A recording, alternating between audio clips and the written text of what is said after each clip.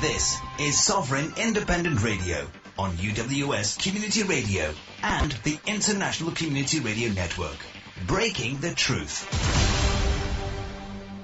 Welcome to Sovereign Independent Radio. Tonight's guests are Alan Watt of Cutting Through the Matrix. We also have Brian Gerrish of the UK column. And later on, we're going to run a bit over time and have Tony Farrell, the ex-police intelligence analyst who recently came out and said the biggest threat of terrorism was coming from the British government. I'd like to welcome Alan Watt from Canada on the phone. You there, Alan? I'm there, yep. Hi. And Brian? Yes, hi. Yep. For those, it's quite surprising, Alan. We meet a lot of people in the so-called truth movement, and we mention your name, and it's quite surprising how few people actually know about you, and we try and point them in your direction because the information you put out is solid, and backed by documents and all the rest of it. And so for those out there who haven't heard you before, do you want to just explain how you started out on this journey, as it were, and what you do now? Sure. Well, I should really say that I grew up in Scotland, and I knew from a very early age that things were just plain wrong. And I also realized too, we're in a regimented system, even in school, and everything's regimented from the government all the way down. And I kept wondering why we got this wonderful history of conquering different countries. And I looked around me and I thought, very few folk in this country really own their own homes. Everybody was scuffling for rent money. Even the economy was rigid. You found that the same starting wages for even tradesmen across the country were pretty well the same, minimum. Right from north to south, it was just the same way. And I realized you're in a fixed economy. This was designed this way. And the guys at the top that do all the statistics and so on knew darn well just how much it would take the average family to live and pay their rents and so on, and get to work and feed themselves and no more, basically. So it was a fixed economy. And I got into the history books, of course, to find out how the money system was run. And that's when the shocker came to find out literally that you're run by private banks. And government borrows from private banks with compound interest. And once you're into that cycle, from then to the present time, you can't get out of it. It's compound interest, and that keeps a small minority not only in control of the money, but the guys in control of the money are in control of the whole country. Today it's international. You've got a small group of people literally running the world and using NATO as their heavy, who go into countries, bomb them out of existence, and then the mates of the guys who are the major bankers, they end up getting all the freebies, the oil, the diamonds, the gold, and the mineral rights, just like they did in Yugoslavia. So it's astonishing. We're run really by a private gang who set up a long time ago to take over the world. This is documented. It sounds crazy, but you go into the writings of Cecil Rhodes, and he basically outlined the whole agenda. And then his group merged with the Lord Milner Society. Lord Alfred Milner was actually German, and he was a banker, international. And a bunch of international bankers formed with the Cecil Rhodes Foundation the Royal Institute of International Affairs. Sounds awfully legitimate, sounds very governmental. It certainly has a royal charter to exist. But these guys followed on with the same tradition to use Britain as the embryo to take over the world. Already had an empire, and they wanted to carry on and get the whole world under this particular system. Not to help the people, by the way, but to hire mainly people from the best universities, mainly Oxford, old families, and to have to run it like a secret society. And Cecil Rhodes actually said this: we must copy the Jesuit techniques of secrecy, like a secret society, because the public shouldn't know what we're really on about, what our business is. And these guys fomented wars back in the late 1800s in their own writings, written, well, actually, going to the historian for the group, Professor Carl Quigley, who had their archives there, he got the archives from Zimmerman, Zimmerman was a communist. He was the main communist of Britain. He had the he was the editor of the main communist papers. He was also assistant secretary to Winston Churchill. And then you start to see all these strange associations with people that you never expect to be associated with, like Zimmerman and Churchill, because Churchill, were told, hated communists. Well, why was his best advisor, his main advisor, a communist who wanted world empire too? And then quickly goes on to say, we work with communists, we work with fascists, we work with people across dictators. And he said, eventually we'll have to bring the United States into this, which they did in 1920s. They formed the Council on Foreign Relations. And that's just the same branch, as the American branch of the Royal Institute of International Affairs. They're a private group. At the top, you have the top banking families. And they're taking over all resources. That's what Cecil Rhodes said. We have to take over all the resources and the wealth of the entire planet. And initially, they pretended to be benevolent dictators. In other words, they would share it properly. Properly. You understand what they mean by properly. Less than 90% to themselves. But they're one of the biggest organizations in the world today. Every country has a branch of the Council on Foreign Relations. Each British Empire country, the Commonwealth countries, have a branch in their own country running the show, all working inside politics and outside politics to bring in a world government. It's not a nice, pleasant thing. They try to portray it as peace and all the rest of it, but it's really a form of domination. In fact, it's the worst kind of domination you can imagine, because most people don't realize that war was declared on them 100 years ago, and the war encapsulates and takes from the Communist Manifesto of the abolition of private property, abolition of the family unit, the rearing and the moral giving to the children by the state. Pretty well all of the Communist Manifesto has been accomplished at the end of the nation state. Well, that's happened too with the EU.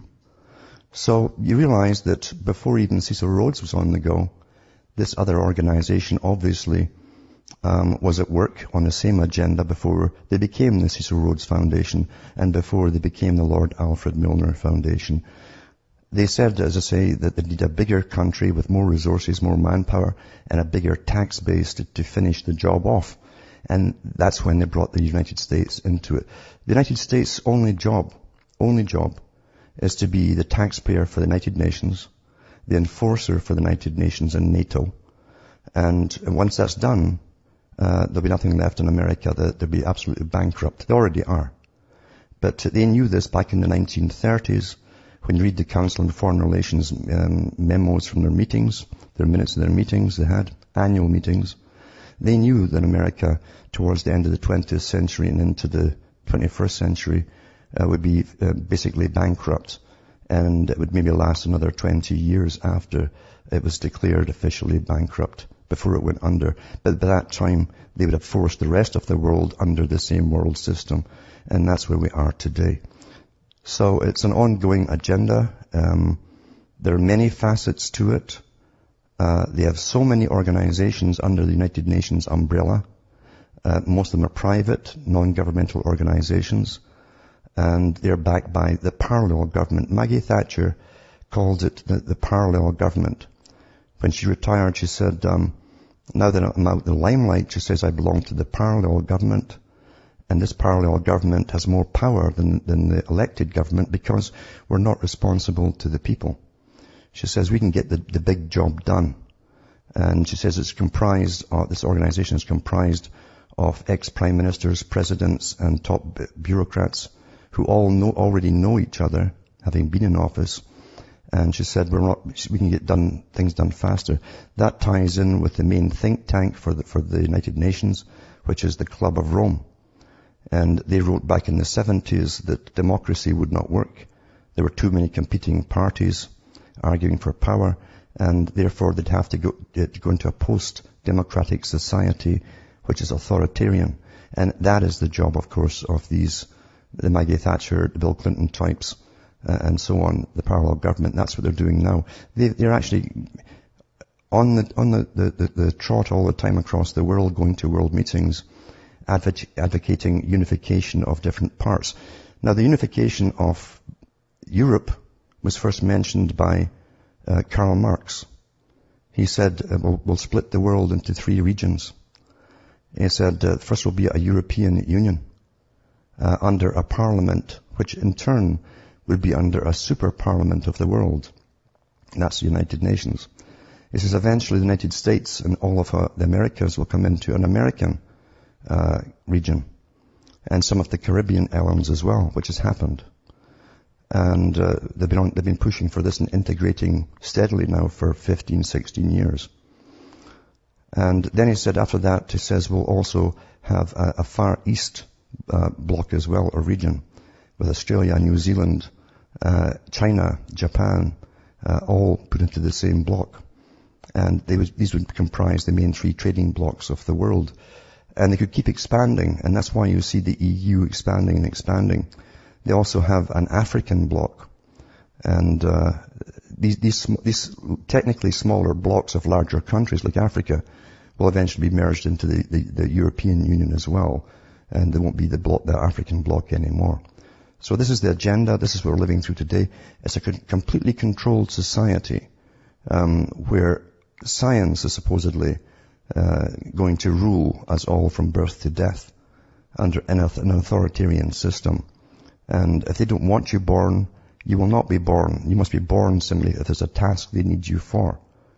Many of the writers that belong to this society have published their memoirs, like Bertrand Russell, who worked with the Frankfurt Group, who gave you your culture, because that was the whole culture industry which he was involved in.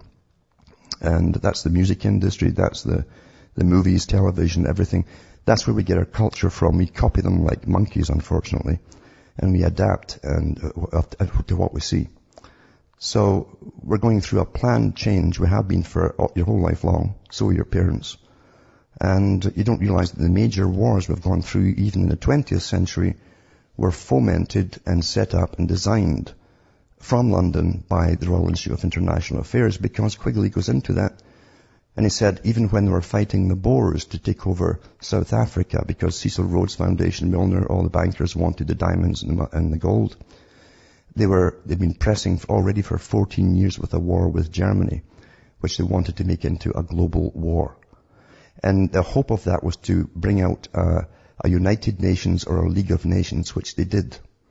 That's what they did at the end of World War I. And they hoped by that time they would be so war-weary that every country would be persuaded to give up its sovereignty and join the blocs. And they tried that, but nobody went for it. The public didn't want it. They liked their cultures. They liked their traditions. And so they went on the back burner for a while, and other members of the same group, like H.G. Wells, who was a propagandist for them, said in one of his own writings, we need another war. They're not ready yet. We need another war to bring them to their knees.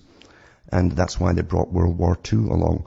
We know from Professor Anthony Sutton and others who've gone into who financed Hitler and Wall Street and the Bolshevik Revolution. It's the same conglomeration of bankers and these top politicians belonging to the Royal Institute of International Affairs, which have been behind all the major changes throughout the 20th century and the present century. But what's amazing too is the wars we've had, even in the late 90s, as I say with Yugoslavia, the World Bank, which is part of the group, because eventually the World Bank has risen up to its top power, and along with the Bank for International Settlements. And that was also documented by Professor Quigley, who was a historian for this group. And the IMF, again, you can drop their top power. The World Bank, back in the early 90s, published what they wanted to get out of, say, Yugoslavia, Bosnia. And they had all the mines put down, all manufacturing put down, and they used NATO as a private army to go in there. And they bombed, just like they did with Iraq, they bombed all their infrastructure, all their food-making supplies, everything, water supplies, everything. And then, of course, the people were decimated. They came in under the United Nations, and they brought NATO in under Madeleine Albright, and then they divvied up the country to the private bankers for the debt that Yugoslavia now incurred. And every part, or small country that used to belong to Yugoslavia, owes billions and billions and billions of never-ending debt to the IMF. So using economic power, which is a part of warfare, economics is the most important part of warfare, in fact. You bring every country under your thumb, technically your ownership. And the countries that are on the sidelines of war, like Canada, we're still part of it because we're borrowing from the same private banks. And we're highly indebted to them with compound interest, which is designed so that you can never get out of it. So that's basically what we're living through today. The end of sovereignty, the destruction of all cultures that previously existed. Tony Blair's right-hand man came out and said that in the British major media. He said that he was told to open the floodgates to the whole of the UK in order to destroy forever the last vestige of British culture so that it can never reappear in any form whatsoever. And that was mainstream, and nobody commented on it. Quite surprising. Hi, it's interesting what you say about Yugoslavia, because I've driven through Serbia and Croatia on a number of occasions, and you see the infrastructure that's been built there since the war, obviously on borrowed money. I mean, the motorways and all the new housing that's been built, all the rest of it. I mean, it's all, high-tech, modern. I mean, they have better roads there than they have in Britain. And the problem over there too is that they're not even allowed to have their own central bank, a private bank of their own. They're not even allowed that. They pay rent for everything, and it's all foreigners who own their land that they sit on, the houses are built on, or they pay rent to. All the companies that are left are foreign owned, because they put you up on the auction block, and of course they already have their pre-designed buyers, selected buyers, because there's no such thing as free competition in this system. And as I say, the World Bank even put that out before they started bombing those countries in the first place. They knew the value of each mine, they knew the value of the land, they knew what they wanted to build after they blew down millions of homes, and who would own them. They published their findings before it all happened. Yeah, well, I mean, all the petrol stations in Serbia are all Russian owned. So they don't think they own anything. But going back to the UK and Ireland, I suppose we'll start there. You commented a while ago on your own broadcast that Ireland was going to be taken down completely, and but somebody's commented here that you maybe suggested that that idea had been changed. But what's your feelings on what's going to happen to Ireland in the future?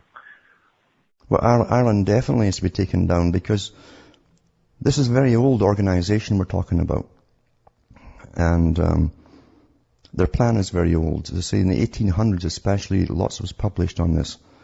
But you find the top economists that are still quoted today from that period, like John Stuart Mill and then his son of the same name, they both said that certain cultures would never fit in with a new order of things, because they're so they don't like giving up rights and freedoms. And they had the Scots listed as one. They had the Irish as a second one. They had the American Indian down because he would not adapt into an economic system where you work from 8 to 5 for a paycheck. And another one too was the blacks in Africa. This is, well, those who can mimic, these are the words they used, those who can mimic the white man and copy his structure will be allowed to come through into the new system. The rest of them, they said, cannot come through, or they'll destroy the new system. So this is again Darwinian as well. Darwin said a similar thing. He said those inferior types will bring down the superior types if we bring in a new system. So we're all basically being slated for either breeding out of existence, which is an old Norman trick, by the way, if you go into your history books, or simply lots of folk will die off without getting married at all, because there's a destruction of marriage. Folk can get lots of sex, but they're having no children. And so that was the other way too. H.G. Wells also wrote a book called A Modern Utopia, where he projected the system they would bring in after they had sterilized all the inferior types. He says, we weren't so bad as to kill them all at once. He says, we just sterilized them so eventually they died out. And when we talk about these things, it sounds crazy to the folk who listen to the mainstream.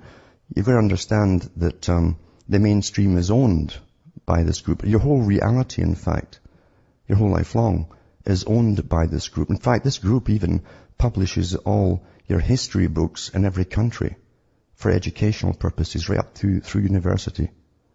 And even Winston Churchill brought that topic up when he found out during World War II that this group had been highly manipulative in bringing about World War II. He brought it up in the House of Commons because he wasn't in the loop on that particular level at that time. And he said it's astonishing to know that a small group of people based here, he says in London, have been manufacturing the British history at that time, middle of the war, manufacturing that from at least the late 1800s, and giving us false history as to the reasons why things happen, and teaching our children from all schools right up through university, basically a false history of what actions have happened in history, why they happened, and so on. And so he was really furious at it. He said they were so secretive in his time that they didn't even use the name that it went under, which was at the Royal Institute for International Affairs. That's the later name they adopted. Before that, it was called the Milner Group. The junior workers that were put into politics and bureaucracy was simply called the Kindergarten, and that's in the book Tragedy and Hope, and the Anglo-American Establishment by Professor Carroll Quigley, who again was the historian for this group. Yeah. Alan, I wonder if I could just ask you a question on. We talked a little bit about Ireland there. How do you see the UK at the moment? What do you think's unfolding here? Well, the UK has to go into a very primitive lifestyle. When they're talking austerity, they're talking about poverty for most people. What I should add to this too, as Professor Quigley said, the system they're bringing in is a new feudal system. And I think we all know what feudalism is. Where your betters, the better types, the ones who come out of special wombs basically, will be the ones who will guide you from birth to death. Right through the system, if they need you, that is. And Quigley also said that the CEOs of major international corporations will be the new feudal overlords. Well, we see chunks of land being sold off under the guise of business and commerce in Britain and elsewhere to major international corporations. And eventually, like Karl Marx said, the nation state will wither away. He didn't add why he knew and how he knew it would wither away. Well, we're going to find out, because they're selling off big chunks of what was sovereign territory to foreign. That you can't even call them. They're not people. They're not nations. They're entities. They're fictional entities called international corporations. Yeah. Yeah. And you've got to understand too that you've had a war on your culture that was tried and failed, especially in Britain, in the 1920s. The 1920s was called the Roaring Twenties. They tried prohibition. They had their own versions in Britain, where you had to go to the next town to get a drink if you wanted to. So that was intended to make the booze cans, the legal places, very exciting to youngsters, which it did. And they brought the miniskirt in at the time. They gave them the Charleston, and they told them to go at it, free sex, free love. And something that, by the way, H.G. Wells was told to write about and promote from the late 1800s, believe it or not, in his books. And so they brought it in the 1920s, but the fallout was too much. The venereal disease went rampant. There was no penicillin. Unwanted pregnancies everywhere. That's when they opened up the massive orphanages across the U.S. and Britain and elsewhere, the Boys Town type places. And so they couldn't cope with the fallout. So they went back to the drawing board. And in the 1960s, they brought it back more perfected. They gave them the pill at the same time. We had antibiotics for some of the venereal diseases. We we were given abortions, free abortions, to take care of any problems. The state will take care of any problems for you. Then the destruction of the family unit was all part of that. It was very, very successful. Decimated the population of Britain. And even in the official reports, as they shout about overpopulation, you'll see that Britain's been plummeting from their official census, even at the United Nations, since about the 1950s onwards. We've been plummeting until the reason they give now for mass immigration, although it's not really for that, it's for 2 or 3 purposes. The reason they give is we need the population, younger people, to come in, and because none of the older ones have had any children. Well, they weren't having children because they were told to have free love and not to have children for years and years and years, male and female. Just have fun, play like children till you're 80 and die, And that's what they were doing. So now this is the excuse for massive population, but really is part of the total, as I say, the end of all culture that will happen as all these people move in and take over, and you're in the minority. As I say, they said they've got to destroy these cultures forever. And that was the assistant to Tony Blair who said that. Yeah. Do you think we can do something about it? I'll tell you, we're so late on this that it would take something really extraordinary and powerful to change this. We've got to understand, you've never had democracy. Democracy is a front, in fact, for this very group. It never ends up being what you think it is. Democracy, in reality, that we see is totalitarianism by bureaucracy. That's what it is. And international corporations hand in glove with them. The saddest thing is that Bertrand Russell, who also worked for the same group, who was given lots of money by a royal charter, by the way, to do things that you would string up adults today for doing, he had a special school set up to find ways of promoting pre-pubertal sex in children in the 1920s by encouraging them to have that at school, and all kinds of sex as well. And he says the idea was to if they can have promiscuity before puberty comes in, and we hyperactivate them to think about sex all the time by constant repetition. He said that these children will never bond with a partner for their whole lives and probably never have a child. That was their goal. But what we're looking at today is the end product, the disaster of it all. It worked so well. And what you need now is more than just talking. What I do know, when I look at the reality of the wars that are ongoing across the Middle East, for instance, that was ongoing but when Clinton was in, and then Bush was in, and then the present one is in. It doesn't matter the front man. It's the same agenda with the same list of countries that must be taken out. And then the big banking boys move in and take over all the resources. We're seeing one after another our whole lives long go under in this fashion. These guys are not going to give up. They're using, as I say, NATO like a private army for thievery and robbery, and depopulation big time of their enemies. They're not going to give up because you ask them. They won't do it. It's not going to happen. I've watched an internal army built up of so-called policemen in some countries that are not like the policemen I used to know. You don't walk up to the present policeman and ask them for the time. He might shoot you, So they built up internal armies over the last 25, 30 years in preparation for what's to come, because we're dealing with long-term planning here. Just like businesses too, especially international businesses, they do their long-term investments, takeovers and all. They got all planned for the next 50, 75 years. Well, these guys are the same boys who plan our futures. And they will not just walk away because we tell them that they're not nice people and this is not democratic. It's not going to happen. They know they're going to bring down the final crashes. That's to get us to our knees. They've told us they're going to bring in food rationing across the world. You've got to go into the United Nations. There's a front group for the main group that's based in London. That's what all the United Nations is. And go into their different departments. Look into the Department for Agriculture, Food and Agriculture. was a woman at the time who was the CEO of that department.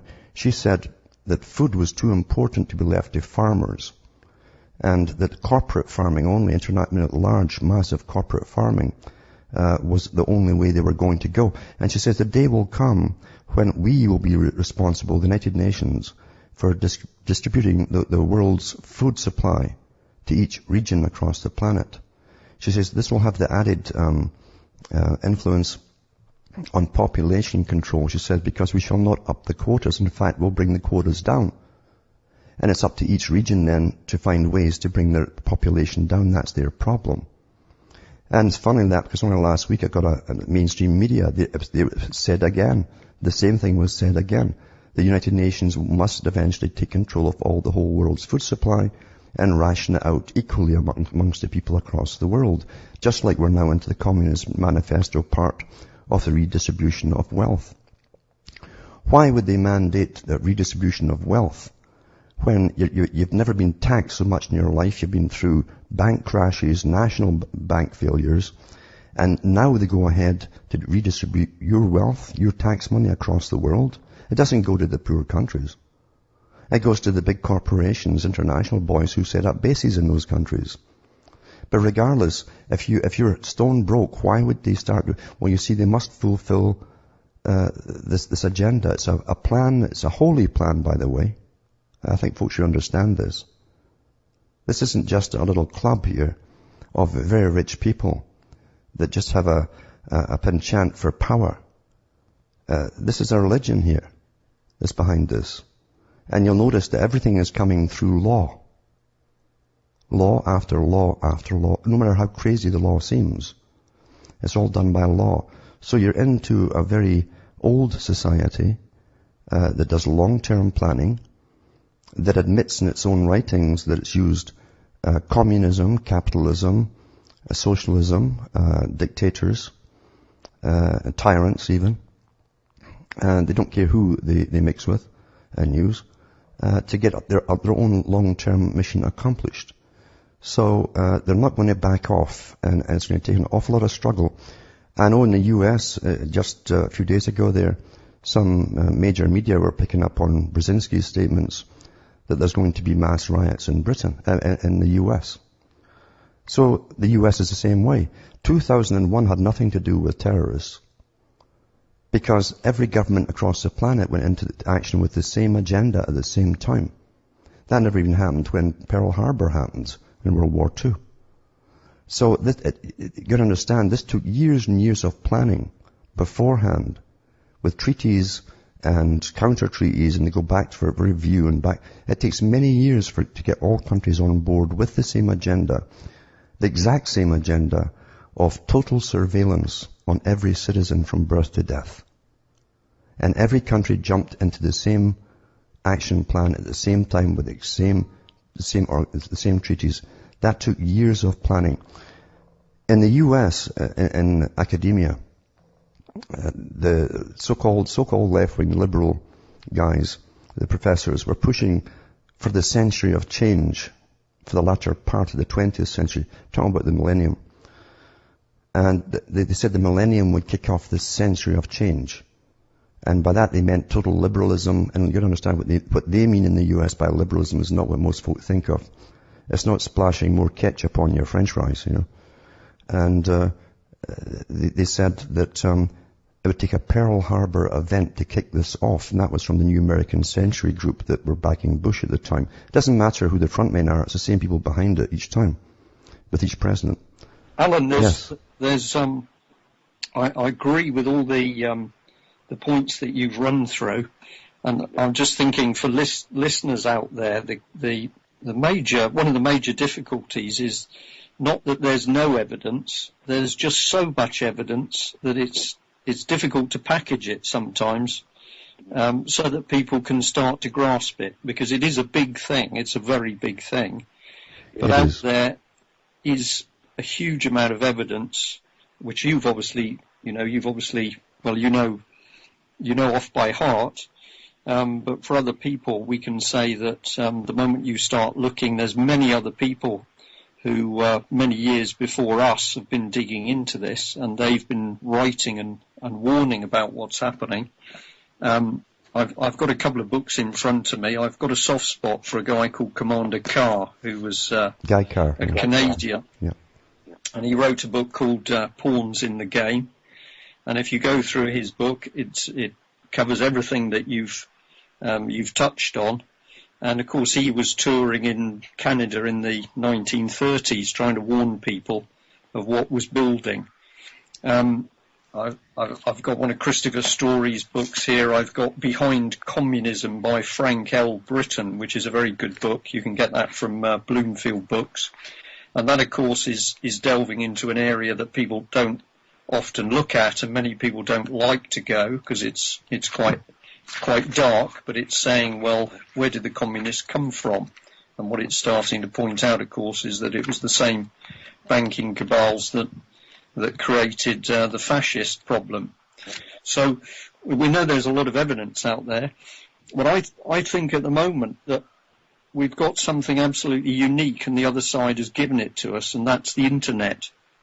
And I look out the window at the moment, and on one hand I can see the beast that you're talking about is clamping down very quickly, but it's doing that in a more and more obvious way. And the other thing that's happening is that I believe the other side is starting to rush. And the reason it's rushing is because it knows that more and more people are starting to see the plan for what it really is. And of course the internet and modern media, whether it's a phone or the mobile phone, means that the message can go worldwide very quickly. And if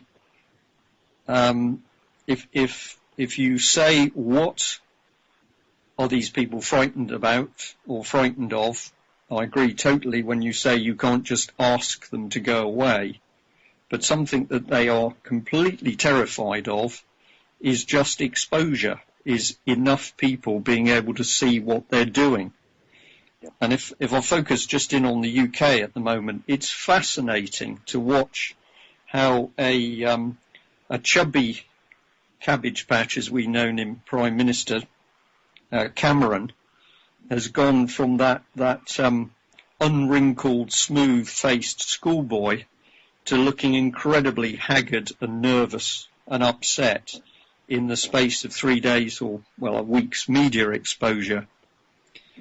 So I think that we're here on the show and we're helping people to see what's going on.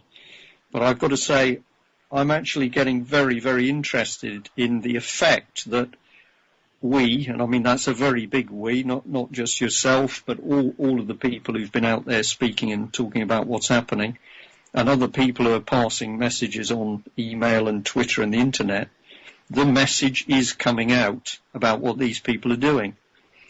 And it's coming out. It's coming out. Yeah. Sorry? Here's what we've got to watch for, though. And I realized this an awful long time ago, is that the world is planned by military strategy. And these guys at the top have had a long time, a lot of practice in this stuff, down through centuries actually. And they know what they want to do in stages, and they plan it, each part, what year it's going to happen, this is going to happen, that part's going to happen. But they also know, and they're trained to do this by other ways, which I won't go into, but they know what the reactions will be in different segments of the population. And so they try and plan ahead to even give us heroes. And here's the thing people have to be very careful of. They try to give us heroes at times. Before they even start the operation, they would create the need for a hero. And so they'll have someone in the wings ready to take over. Some of them talking to crazy stuff, and that way it puts so many people off. So be careful, again, don't just go all over outer space when you hear this stuff. But the other part is too, remember, they gave us the internet, and they knew what its effects were going to be. In fact, before they gave us the internet, in the newspapers, they were talking about the coming information wars before they gave us the darn thing. So they were already prepared for that too. We've got to remember too, it gives them an instant pulse on the public on a daily basis. across the world. They know what we're chatting about. They try and guide us, of course, into the wrong places now. But they know what we're chatting about. They know the mood of the people. And they know the danger, if there's a danger from the people as well. They are at a crucial point, no doubt about it, because they must pull this off. And mainly because, as I say, they have a timetable. And they must stick to the timetable. They're really obsessional about timetables. And but they're also ready, as I say, to take care of the worst things of all, and that's mass rioting. If mass rioting comes in, remember, a riot really, and they keep saying this in their own writings, they call it the mob effect. A rioter is not going by any plan. It's someone who's basically screaming, yelling, and setting fire to his own cars in his own street. And that happens when your back's against a wall and you are on food rationing and you are broke. What you have to have is organization.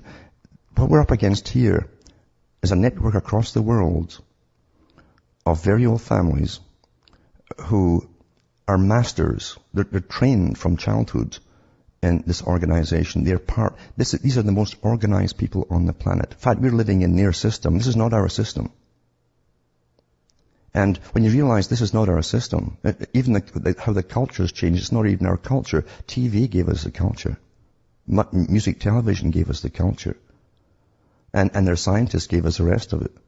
So we've got to realize that you got to have a basis to start from. And you've got to have your own manifesto. They have theirs. You got to have your own manifesto to start from too. And you need to have numbers in the groups to stand up together, or they'll pick you off one at a time, which they're actually doing. And you got to know where you're heading. That's the main thing. For all the talk radio hosts out there, no one is coming out with what to do.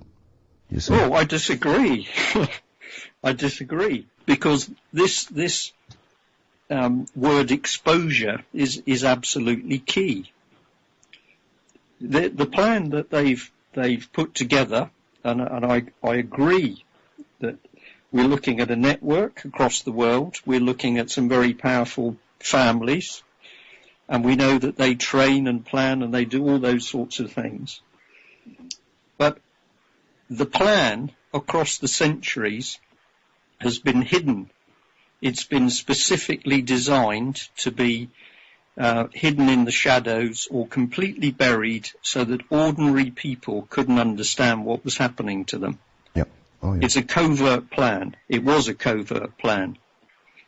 And if you translate it across to military terminology, just to go in that direction, because it's a bit of fun for me, is that if you unleash a covert plan, and you might be doing quite well, but the moment the other side sees what you're doing, there's absolutely no point in being covert. You have to become overt, and then you have to do everything much faster because you're discovered. And every time there is a major hit at the moment on an individual or an organization where people really know what they're doing, you see the other side absolutely shudder, because it's only to expose them that actually wins the battle. Because when enough people... And I think once you're on, the thing about exposing them, you've got to keep at it, and even the same ones too. And believe you, part of the problem is we've got so many to choose from. Well, the other bit I was going to add is that I personally don't think we need a manifesto, because it's simpler than that. The other side is working in the shadows, or has been, and it lies. It consistently lies in who it is, what it's doing, the world we live in. The whole ethos of the other side is lies. And our counter to that is not a manifesto, it's a single word, it's truth. Because if we publish the truth, if we get people looking at the truth and seeking the truth, you completely destroy what the other side is doing.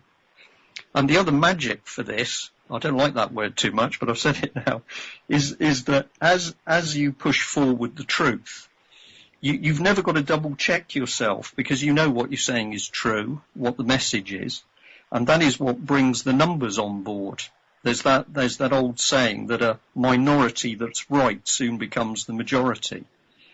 I actually think that these families are very, very frightened at the moment, because the change to only a few people knowing, from only a few people knowing to millions of people knowing what's going on could happen overnight. It could certainly happen in the space of a few days.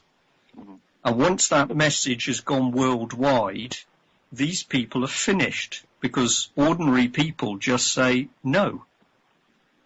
And it doesn't matter. It doesn't matter which area you look into. If you go into the military or the police that you're talking about, inside the police force, they are not. Even though we might not be too impressed with the British police at the moment, but it's totally wrong to say that the other side are in the majority. They're in the minority. So if you look for a solution inside the police or inside the military or inside politics or inside your local authority, all it takes is for the majority of good people to understand what's actually being done to them. And then the whole thing is destabilized. It can't work. And I know it's a massive battle going on, but I think the key point about UK is the seat of the power is in this country. Well, that's what I believe. I don't know whether you'd agree with that. And therefore, if that is true, if we do the right things in Britain, the rest of it is going to unfold across the world. And I think that's started to happen. Mm-hmm. Here's the thing too. Remember, they will still try and distract whatever you do. Quickly too, by giving you another bank crash or something like that, or food rationing, that will come if they get their way. We've got to stop it all before it happens. This is the key. We can't get to the stage where backs are against the wall and these big corporations, these big agri farm businesses have the world's food supply. I mean, they own most of it already, and they can ransom us at any time. Blackmail is a great thing for them when you're on your knees. They can't go off in riots either, because there's not, again, no coordination to it. There's no purpose to it, and it's easily vanquished. But exposure is one thing, but it's getting harder in some countries to expose them, actually, by laws. Yeah. That's true. So I've just come back to the business that if we're in the business of fighting these people, well, you're the other side of the water, but for us here, it seems the UK is the place the battle is going to happen, because this is actually the seat of the power. Yeah, and you're further ahead with all the experimentation on society that they've done than we all copy what Britain does afterwards. Yeah, I think that's true. But the other bit that I'm going to say, I think, has been a major brick out of the wall, it's going to cause a real problem for these people, is to do with the behavioural control. I'm absolutely sure that at this stage, they thought they would be doing all of the meat of the plans you've talked about there with the food and the banking and riots and everything else. And while all that was going on, people would be totally unaware that actually they were acting out of character, that their behaviour had been changed. And this was again a key part of a covert plan, that people would have their behaviour interfered with and modified. They wouldn't know it. And that is exactly what the government has been saying in its behavioural change documentation, that either people would realise they'd been changed but didn't know how it had happened, or they wouldn't even realise their behaviour had been changed. Yeah. Now, I think this was a significant part of the package, and it's been upset because not only are people realising exactly how their behaviour has been changed and how it's being done, that this knowledge, the wakening up of this on this is spreading very quickly. Well, but we've got to, as I say, push. It's a matter of constant attack, and again, not being distracted as they give you something to be, because again, they're masters at distracting us. Again, with very real things, the economy, the inflation, they can whack us with so many things at one time to throw us off when we're pushing hard. But you've got to stay on the track and keep pushing and keep exposing all through that hard period, you know. Hello? Hi. Sorry, my mic was off there. I was going to say